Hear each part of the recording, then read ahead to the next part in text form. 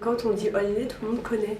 Je peux même voir quelqu'un de Rouen, je lui dis Aulnay, il me dit ah oui, je vois c'est quoi, c'est la preuve que tout le monde en parle. Donc nous, on dit que c'est un quartier, que c'est une cité. On n'en parle pas forcément bien en fait. Voilà. Parce qu'il y a eu des émeutes en 2005, Je crois.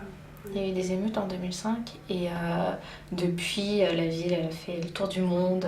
Tout le monde connaît voilà. Aulnay. Nous on a cette image des émeutes de 2005.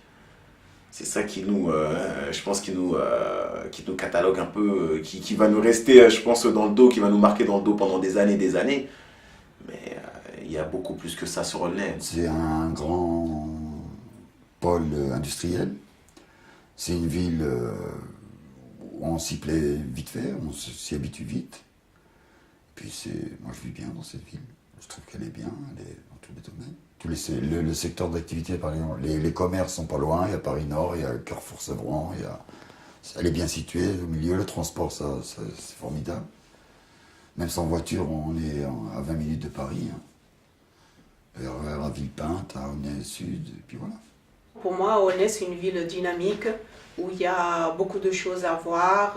C'est une ville où il y a des cités, des zones pavillonnaires, de la verdure, des zones commerciales où les gens sont agréables à vivre, mais il faut les côtoyer pour justement faire ressortir ce côté-là. Je dirais avant tout que c'est une ville assez mixte, en fait, en termes social, en termes culturels. C'est une ville avec une très bonne mixité.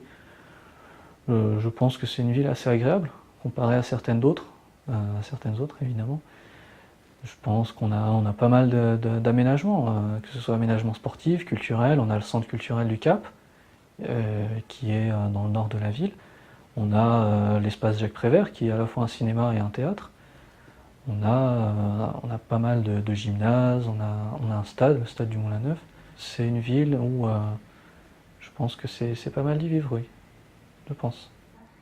Vous savez, une ville, c'est pas ce qu'il y a, c'est pas les 4 murs, c'est pas un ordinateur, c'est pas une télé qui l'enrichit. Cette ville est belle. C'est justement, c'est les êtres humains qui y habitent. Parce que quand on se sent, moi quand je suis à Aulnay, par exemple dans le quartier nord, bonjour, bonjour, déjà le sourire rend cette ville très belle. Hein. Enfin, c'est une ville chaude, c'est une ville qui bouge. C'est pas quelque chose de statique. Donc, j'ai envie de dire, et ça rejoint un peu aussi les enfants ratés, qu'on aime ou qu'on n'aime pas, on n'est pas insensible au charme de cette ville justement, et au charme justement de la beaucoup de diversité, il y a beaucoup voilà, c'est quand même une ville qui est particulière.